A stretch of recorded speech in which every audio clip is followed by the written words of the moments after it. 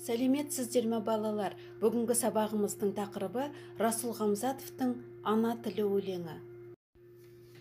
Бүгінгі сабақтың оқу мақсаты әдеби шығармада көтерілген әлеуметтік қоғамдық мәселені идеясы арқылы түсіндіру.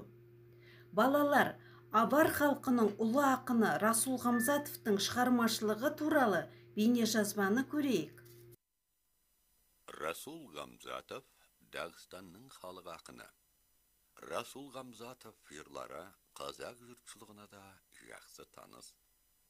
Жарық жұлдыздар, менің Дағыстаным кітаптары әр қазақтың төрінде тұр. Тау қызы театр сахнасында қойылды. Менің атам бүлдіршіндердің сүйіктісі болды. Шында Расул Ғамзатов жырларынан адамға деген соншалық бір жылылық сезіледі. Кейіпкерлерінің мінез әрекеттері, салдығы мен мәрттігі, қайсарлығы мен қайырымдылығы да қазақтан айнымай ұқсап тұрады. Ол бәрінде бүкпесіз, ағынан жарылып айтады.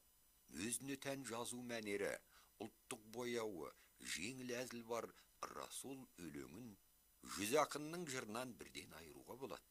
Туған топырақтың бар маңызын бойына сіңірген Расул екі сөзінің бірінде өз халқының дана қасиеттерін, кесек мінездерін алға тартады.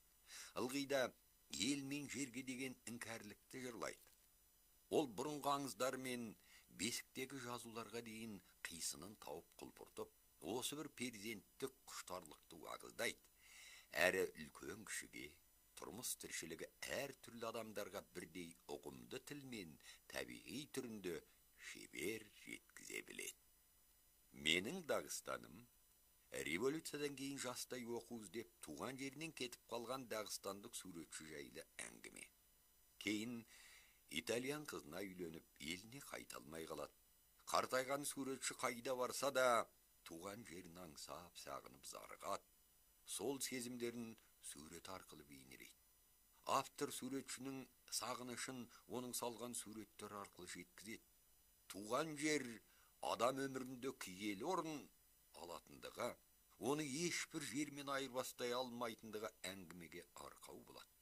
Сонымен қоса, туған ана тілде сөз етіледі.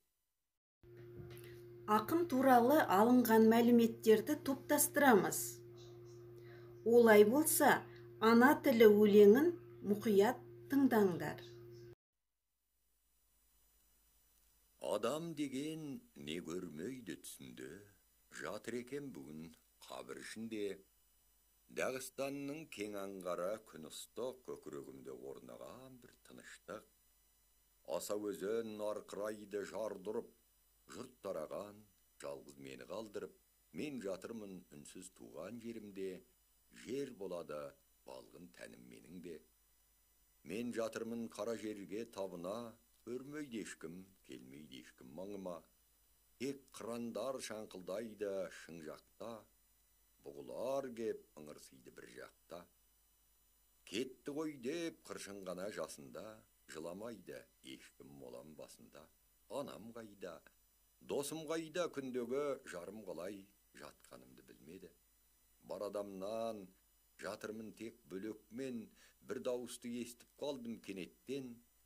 Естідім мен осы арадан үнінде, екі кісі сөйлес табар тілінде. Мен жатырмын, жер астында көз жұмып, мына екеуі күбірлейді сөз қылып. Ғасан деген бір кісінің қулығын, Әли деген бір кісінің сұмдығын.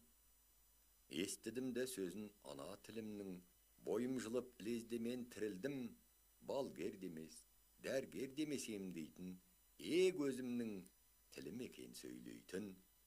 Өзге бір тіл емдер басқаларың да, мен онымен айта алмаймын әнімді. Егер тілім ертең болса құрмақ, мен дайынмын өлуге де бүгін ақ. Мен жаныммен сүйем осы тілімді, кедей деп ақ айта берсін білімді. Ассамблеяда естілмесін сөзді, ана тілім ұлы менің өзімі. Махмұт жырын оқу үшін жас қауым, күтем әлде аударуын басқаның, мен болдым ба ең соңғы ақын бүгінде өлеңдерін жазар авар тілінде.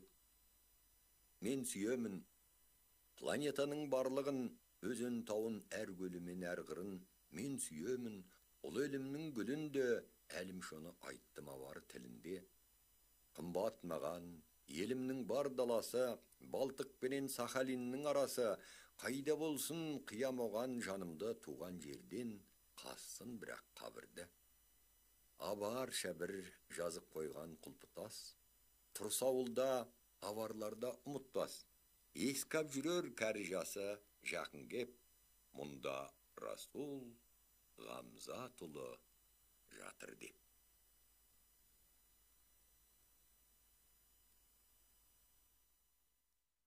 Өлеңді тыңдаған болсақ, тапсырмаларды орындауға кірісеміз. Бірінші тапсырма: шығарма мазмұны бойынша кестені толтыр. Екінші тапсырма: шығарманың идеясын анықтап, Бопс формуласы бойынша жаз. Келесі, сұрақ-жауап әдісі бойынша сабағымызды қорытындылаймыз. Сабақта не қиын болды? Себебі. Сабақта не маңызды болды? Себебі. Сабақ несімен пайдалы?